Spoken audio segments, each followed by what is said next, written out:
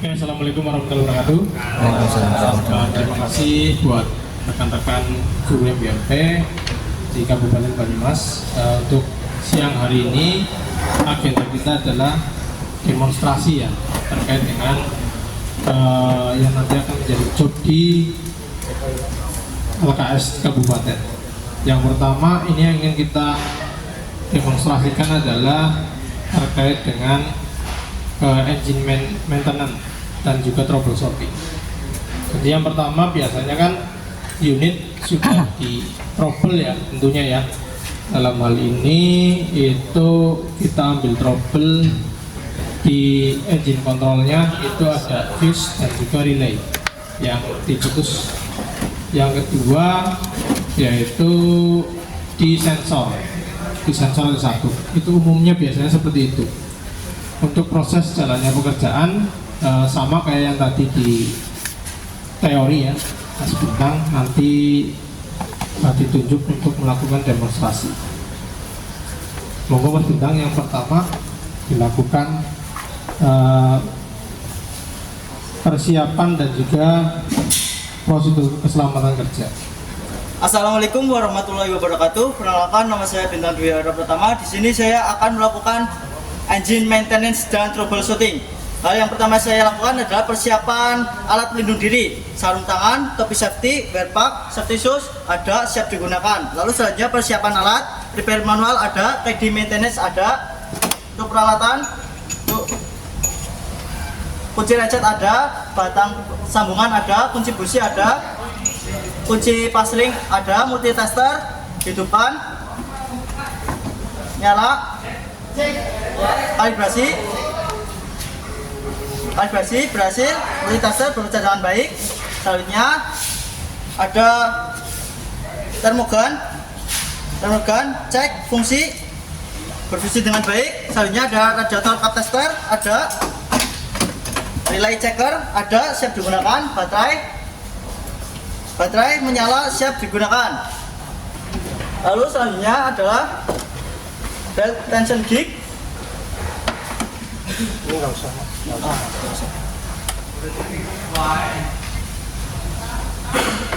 Kacamata pelindung ada siap digunakan, jernih, scanner ada siap digunakan, tempat sampah ada siap digunakan. Oke, ini pertama adalah terkait dengan pemeriksaan awal ya, cek awal. Jadi seperti itu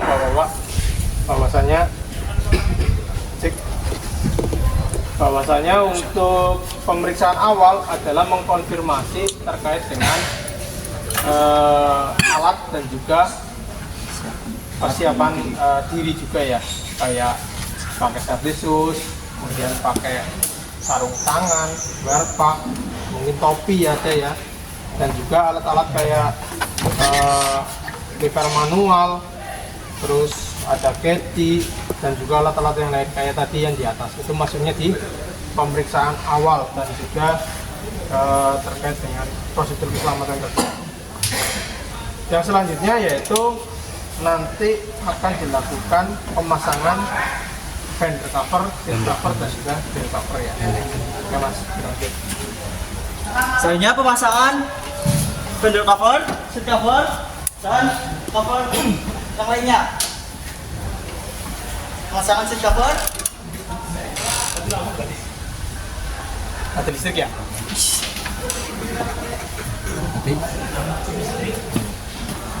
Yan na tayo sa kabel.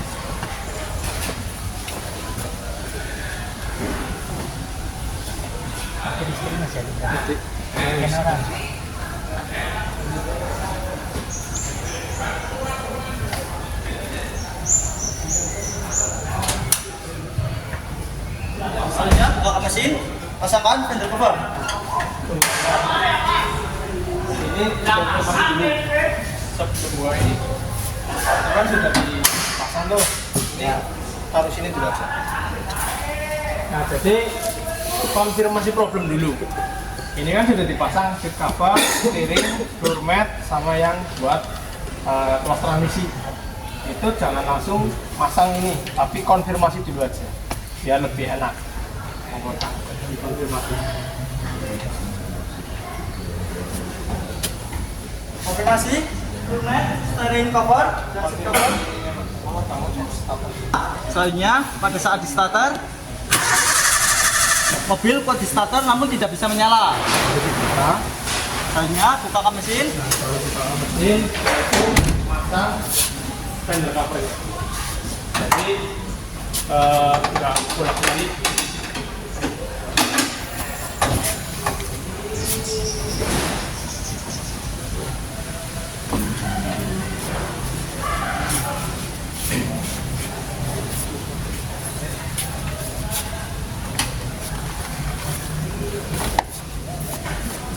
Untuk pemasangan harus rapat menutupi semua.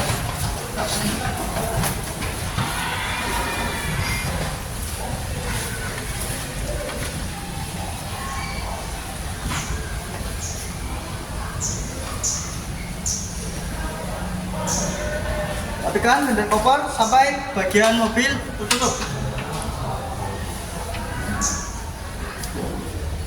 Nah, kurang lebihnya seperti ini pemasangannya. Di sini rapat, ini rapat. Boleh kalau ada yang difokus lagi, semuanya itu rapat semuanya.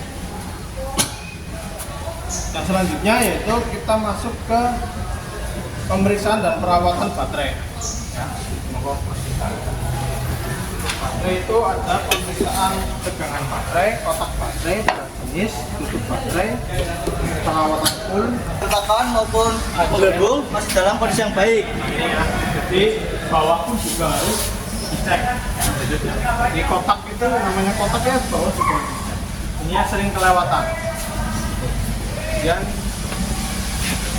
pemeriksaan tegangan baterai mas. Selanjutnya pemeriksaan tegangan baterai kita gunakan multitester. Siapkan alat, atur selektor ke DC volt. Ini di awal sudah kalibrasi ya, jadi nggak perlu. Selanjutnya sambungkan probe hitam ke negatif massa dan probe merah ke positif. Nah, bentar, Mas Bintang. Ini harapannya penggunaan nggak perlu ujung ini kepegang, ini jangan seperti ini ya. Kalau ujung ini kepegang kayak gini kurang maksimal. Harusnya kayak gini mas, cukup kayak gini aja. Nah, monggo diteruskan. Nah, kayak gitu. Untuk hasil yaitu 12,38 volt. Oke. Setelah itu berat jenis mas. Boleh kamu juga periksa tutup baterainya. Satu aja nggak apa-apa. Selanjutnya pemeriksaan tutup pada baterai. Kita lihat untuk karet penutup dalam kondisi yang bagus. Sumbat ventilasi di sini tidak tersumbat dalam kondisi yang bagus. Nanti disemprot mas. Penumpangmu mana?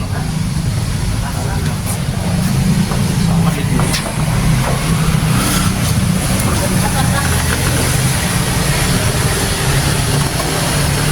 Jadi buat ukur berat jenis ya, itu harapannya sudah ditaruh di nampan dengan lap, dengan nanti kacamata jangan lupa dipakai mas Bintar.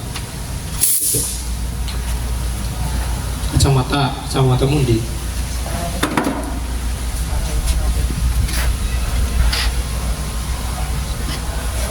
Ya. Selanjutnya pemeriksaan berat jenis. Ya. Kita gunakan alat hidrometer.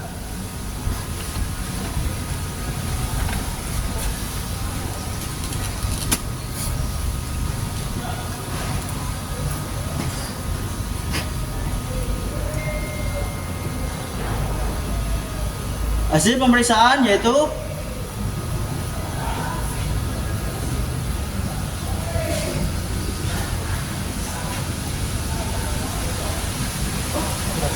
nah ini berarti nanti penting sekali ya untuk mempersiapkan alat, benar-benar harus sudah 100% digunakan, itu nggak mengganggu prosedur kerja.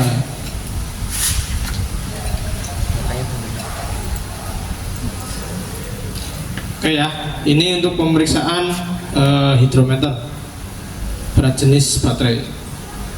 itu akinya mas. Kurang banyak yang masuk.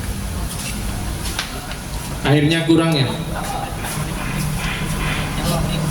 air akinya kurang kayaknya. Tapi nggak apa-apa mas, yang jelas kayak gini ya, bapak-bapak semuanya ya. Oke, dilanjut untuk perawatan full baterai. Perawatan full baterai itu harus menggunakan sikat kawat, kalau enggak bisa menggunakan amplas. Diperiksa kondisi fullnya nih ya.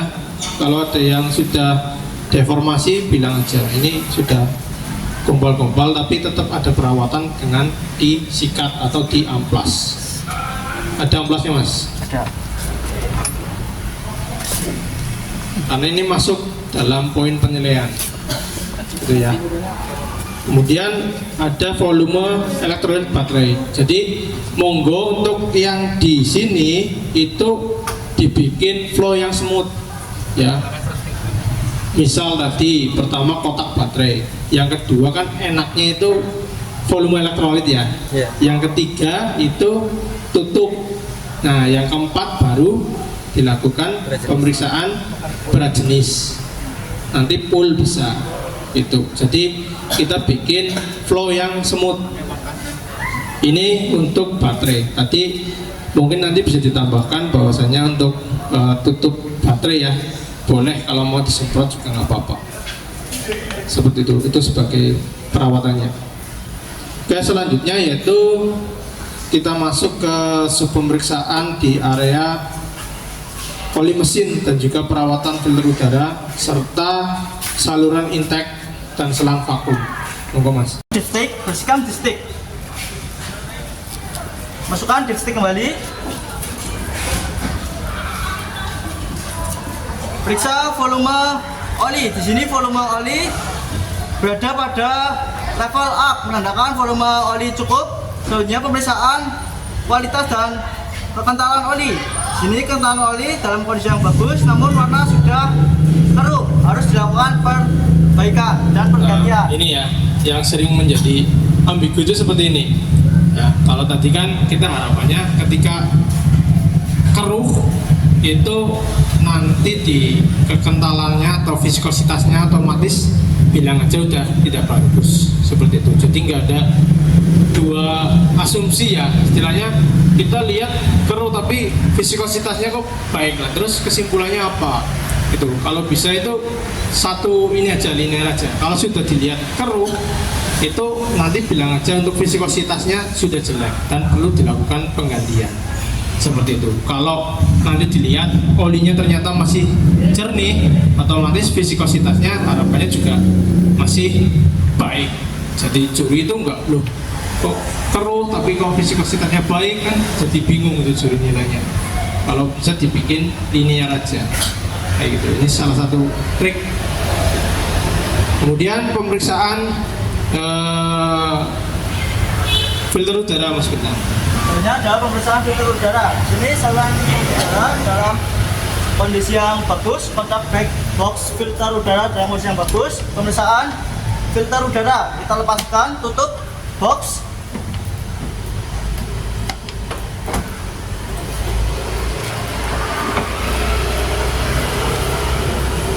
Di sini kondisi filter udara dalam kondisi yang kotor, harus dilakukan pembersihan. Bersihkan filter udara dari bagian dalam. Di sini sama biar pada lihat. Nah, Dari bagian dalam, luar, dan dalam kembali. Selanjutnya bersihkan box filter udara.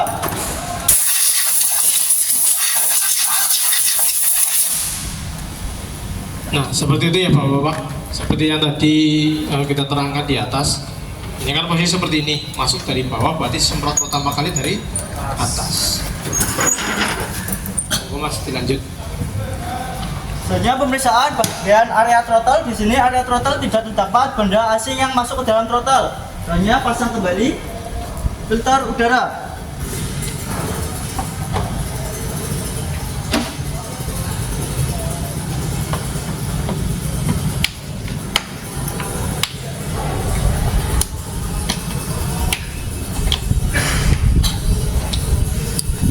Ini ada yang perlu ditambahkan ya, yaitu pemeriksaan saluran intake dan selang vakum.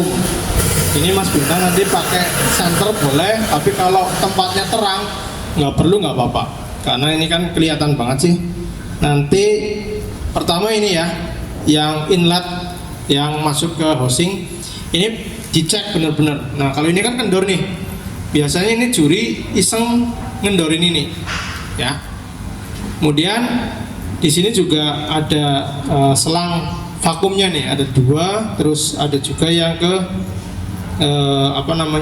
intake manifold, itu juga harus dipastikan benar-benar terpasang kayak gitu ya. Ini tambahan aja karena ada poin penilaiannya seperti itu. Kemudian next kita lanjut ke pemeriksaan dan perawatan sistem pendingin. Pertama, periksa kebocoran sistem pendingin. Selanjutnya pemeriksaan pada sistem pendingin, kita lepaskan tutup radiator terlebih dahulu. Kita gunakan majun. Nah ini kalau masih dingin sih aman ya, tapi kalau sudah panas, jangan lupa ini yang di reservoir diangkat dulu seperti ini mas ya, biar dia nanti ketika nguap masuk ke sini. Tapi kalau kondisi kepasang biasanya dia malah nyembur ke atas. Dibukanya pelan-pelan kalau panas, kalau masih dingin sih oke, dibuka langsung nggak apa-apa. Monggo Mas Bintang boleh diperiksa tutupnya dulu, boleh yang kebocorannya dulu. Selanjutnya pemeriksaan pada tutup radiator. Kita lihat bantalan karet 1, 2, 3 di sini tidak menempel dan tidak keras, tidak retak, dalam kondisi yang bagus. Selanjutnya pemeriksaan menggunakan radiator cup tester. Pasangkan tutup radiator ke radiator cup tester. Pompa menghadap ke atas dengan sudut 30 derajat.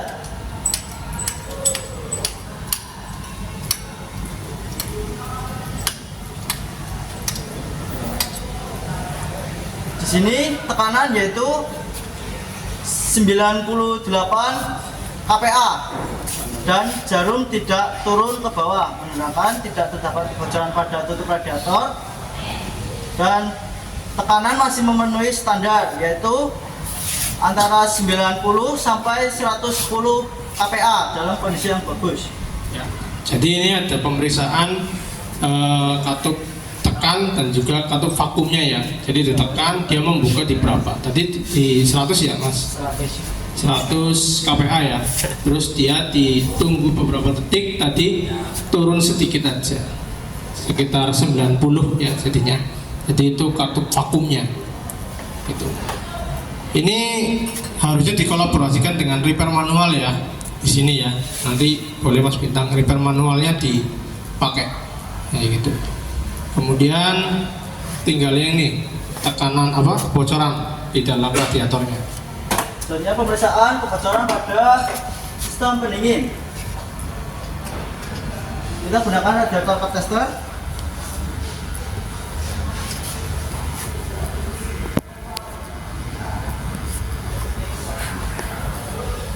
Pasangkan alat pada radiator. Kita pompa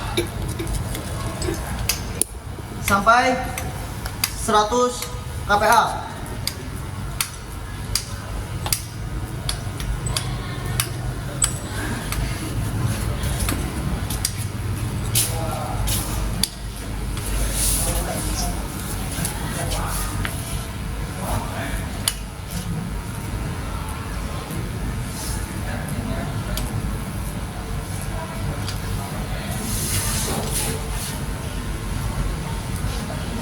Pastikan pemasangan alat benar pada radiator.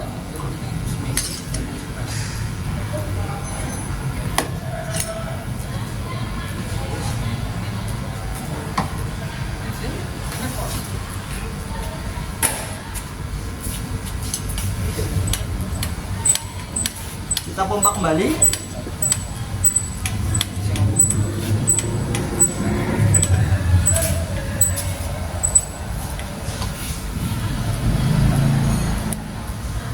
Ini jarum indikator pada jarum turun ya.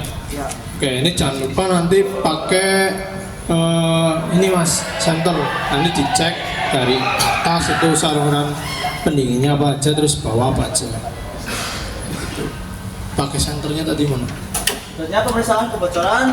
Kita lihat pada saluran pendingin, pada apa radiator tidak mengalami kebocoran. pada bagian lower radiator, pada lower hose tidak mengalami kebocoran, dan pada bagian radiator bawah dan atas tidak mengalami kebocoran. Nah itu ya, jadi dipastikan alatnya itu sudah di setel itu pas buat Avanza ya, karena biasanya kan ada setelannya di sini. Itu bisa diturunkan, bisa dinaikkan, karena biasanya itu nggak rapet, jadi dia turun. Bisa juga karena yang rusak itu dari radiatornya, jadi sudah nggak rata lagi. Tapi nggak apa-apa, itu yang penting nanti ketika neken itu jangan lupa untuk dicek di bagian selang-selangnya. Ini penting ya, biar kita itu benar-benar enggak hanya formalitas ya, tapi benar-benar dicek seperti itu. Kemudian ada pemeriksaan tali kipas, ada pemeriksaan kualitas air dulu, pemeriksaan kualitas air pendingin sama reservoir radiator. Nah di sini ini kan kelihatan nih ya, pakainya yang coolant warna hijau. Ini coolant yang penting jangan sampai bening. Kalau bening itu kan bisa pakai air PDAM ya, atau pakai aqua, itu enggak ya. Kalau di kontes itu kan harus kita bisa ngasih kesimpulan harus diganti atau diapa. Ini bisa dilihat di sini untuk airnya ya. Ini airnya pakai coolant masih jernih, masih bagus. Kalau kita lihatnya di reservoir itu kadang-kadang kalau seperti ini kotaknya sudah nggak jelas ya, tapi volumenya nanti bisa dicek dengan menggunakan senter. Jadi disenteri ya, masih cukup apa enggak, seperti itu. Ini untuk pemeriksaan di area reservoir sama kualitas air pendingin. Kemudian pemeriksaan tali kipas Mas Bintang, tapi tegangannya nggak usah, tapi di ini aja pakai tangan. Kekencangan sudah cukup, tapi kita ada actionnya. Setelah itu pakai senter lagi, dicek apakah ada yang retak, apakah ada yang alurnya itu meleset, itu dicek seperti itu. Dicek Mas. Ya, pemeriksaan tali kipas, kita menggunakan senter untuk melihat ini kondisi tali kipas dalam kondisi yang bagus, tidak mengalami keretakan, alur pada setiap puli-puli dalam kondisi yang bagus, tidak mengalami meleset. Nah seperti itu ya, jadi kurang lebihnya seperti itu. Nanti tinggal di sekolahan masing-masing ya dibikin yang lebih baik lagi kayak gitu. Kemudian yang selanjutnya yaitu melakukan analisa perbaikan troubleshooting yang terjadi pada mesin. Tadi kan di awal sudah dikonfirmasi ya, dikonfirmasi. Setelah itu tinggal kita membaca wiring diagramnya, karena tadi kan check engine-nya mati, jadi kamu harus baca wiring diagramnya. Monggo Mas. Sejak pemeriksaan troubleshooting, kita buka repair manual. Kita cari wiring diagramnya terlebih dahulu.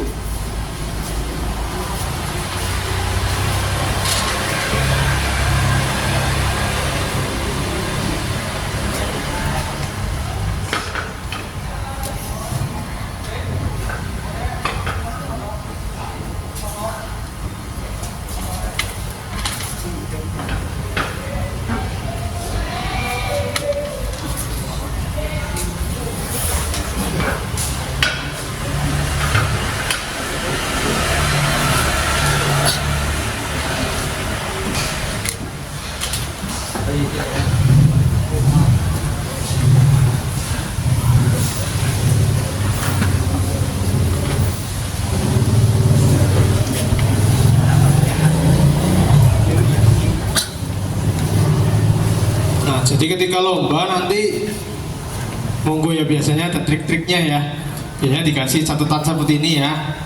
Itu kalau jurinya nanti pada saat technical meeting diperbolehkan sih nggak apa-apa, jadi malah lebih cepet ya, kayak gitu. Dan lanjut Mas, kamu mau meriksa apa dulu? Pertama dia harus bisa menerangkan wiring diagramnya, sirkuitnya dari mana aja. Setelah itu mau melakukan pemeriksaan di area mana dulu, kayak gitu. Ngulang. Ya, dibaca dulu. Ini wiring diagram arus listrik dari baterai menuju ke fuse sebelum main, selanjutnya menuju ke fuse EV, selanjutnya menuju ke relay EV, masuk ke terminal 1, lalu melewati kumparan, lalu selanjutnya keluar dari terminal nomor 2 dan ke masa. Akibatnya kumparan mengalami elektromagnetik yang menyebabkan terminal 3 dan 5 terhubung. Selanjutnya arus listrik dari relay masuk nomor 3 lalu keluar dari terminal nomor 5, selanjutnya masuk ke ECU.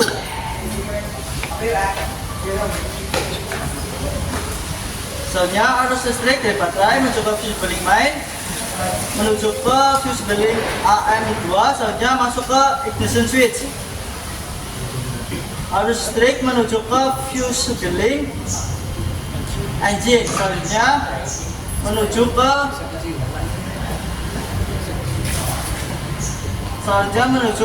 fuel pump, ke relay fuel pump, masuk terminal 1, keluar melalui terminal 2, lalu selanjutnya masuk ke SCM dan keluar ke masa. Akibatnya kumparan mengalami elektromagnetik yang menyebabkan terminal 3 dan 5 terhubung.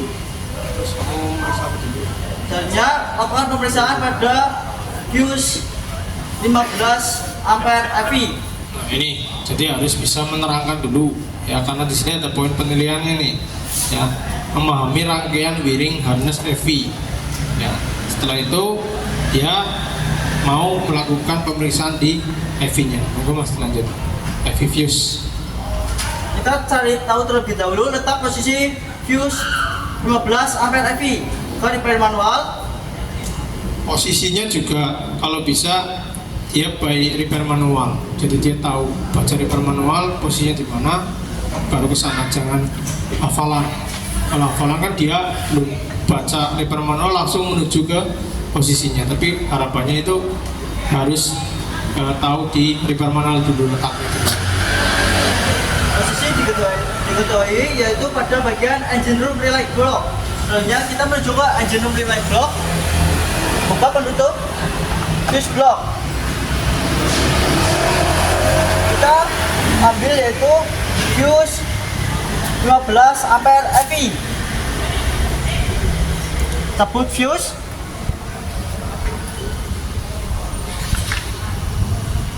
Pemeriksaan fuse secara visual. Di sini. Nah ini pemeriksaan fuse secara visual sebenarnya nggak usah Mas, langsung dicek aja, cek pakai multitester. Pemeriksaan fuse menggunakan multi-combination method. Perbaikan ya itu dikonfirmasi. Kita cari kode dengan nama yang sama, kita hapus terlebih dahulu. Lakukan starter engine terlebih lagi. Di sini DTC tidak muncul kembali dan check engine pada combination meter sudah mati, menandakan trouble sudah selesai diperbaiki.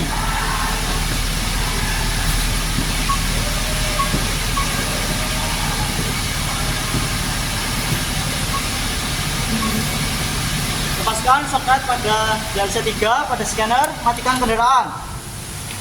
Mas, ini nanti kamu disuruh ngecek ini data listnya. Data list ya. Jadi tadi posisinya harusnya masih menyala ya. Tadi DTC-nya sudah hilang, ya. Berarti sudah nggak ada problem. Mesin pun dikonfirmasi lagi, apakah putarannya masih sama. Kalau tadi ini putarannya udah lebih sudah normal kembali. Tinggal nanti dibaca untuk data list yang ada di soalnya. Job sheet-nya biasanya sudah ada di situ. Suruh meriksa apa aja deh. Ya. Nggak apa-apa Mas. Ya, itu aja. Nah, poin yang selanjutnya yaitu kesimpulan. Ini kan sudah selesai nih. Ya, ada tambahan lagi CO ya, tapi di sini nggak dilakukan lah. Tapi nanti kalau di sekolah jangan lupa untuk di CO karena masuk ke poin penilaian. Gampang kalau CO tinggal dimasukin, nanti dibaca ya hasilnya seperti apa. Jangan lupa untuk mengisi job sheet-nya. Tadi ya pemeriksaan baterai dan lain-lain itu dicek semuanya, dicatat. Setelah itu tinggal kesimpulan Mas. Berarti mencatat dulu baru kesimpulan. Mencatat sebenarnya ketika kita lagi pemeriksaan baterai misalnya Pak, itu langsung dicatat aja. Begitu selesai. Iya. Selesai pemeriksaan. Ya biar nggak terlalu lama. Kan tinggal not good atau good, terus ketika not good nanti solusinya apa, ganti atau apa gitu aja. Nah setelah selesai ini kan tinggal ditulis kesimpulannya Pak, yang rusak apa aja, terus yang diganti apa aja, hasilnya seperti apa, kayak gitu. Dijelaskan Mas, coba. Konfirmasi asal setelah dilakukan perbaikan pada trouble, yaitu pada kode P0505 pada bagian ISC Idling Speed Control, setelah dilakukan pemeriksaan yaitu area socket pada ISC. Jadi untuk kesimpulan itu dari awal sampai akhir ya. Kamu tadi kan memeriksa ada baterai, sistem pendingin, ada oli ya, sistem induksi udara. Kamu nemukan yang problem itu di area mana ya, terus selanjutnya itu kamu tadi di sistem engine-nya kamu ganti fuse apa aja, itu juga harus disebutkan, jangan hanya yang bagian sensor aja, jadi semuanya Mas gitu. Coba baca tadi. Setelah dilakukan perbaikan pada engine pada bagian panjang ini, setelah dilakukan perbaikan pada fuse 15 ampere hati dan pada relay EV sudah dilakukan perbaikan karena terputus, dan trouble pada bagian speed control sudah diperbaiki, engine kembali normal. Dan pada pemeriksaan yang lain pada area baterai, sistem pendingin, sistem udara, oli dalam kondisi yang bagus, namun oli dalam kondisi yang harus diganti karena sudah kotor. Nah itu kurang lebihnya seperti itu ya. Jadi yang perlu diganti apa aja selain yang tadi ada problemnya. Kalau problem masih diganti. Tapi kalau yang tadi yang kayak baterai ataupun oli, filter udara tadi kan harus dikonfirmasi lagi. Istilahnya kayak tadi saya melakukan engine maintenance yang perlu dilakukan penggantian, misal oli karena sudah jelek, terus filter udara karena sudah kotor. Yang menyebabkan kendaraan mogok itu yang pertama fuse EV putus, yang kedua relay EV-nya juga putus. Setelah diganti mesin sudah mau menyala, tapi cek engine-nya itu nyala juga, ternyata ada kerusakan di sensor ISC open circuit di konektornya. Setelah diperbaiki sudah normal. Seperti itu aja, simple, jangan terlalu panjang, jangan terlalu pendek juga, jadi jelas ya, 1 menit lah buat menerangkan itu kayak gitu. Setelah ini tinggal jangan lupa dibersihkan, dirapikan Mas. Udah cukup, dirapikan lagi. Selanjutnya perapian alat dan bagian cover kendaraan. Kita rapikan alat terlebih dahulu. Rapikan alat. Letakkan alat pada posisi semula.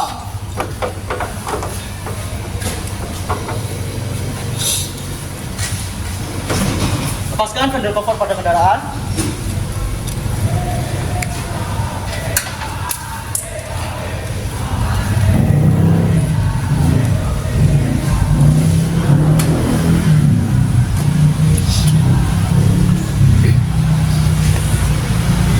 Tutup kembali ke mesin.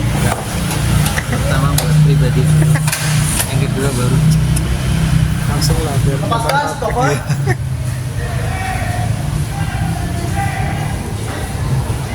Steering cover dan fluid.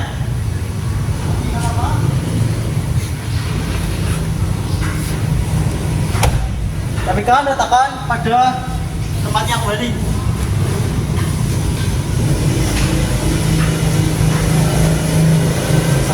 Oke, ini adalah kebersihan dan kerapian untuk tool dan equipment Jangan lupa juga untuk kebersihan kendaraan dan juga tempat kerja.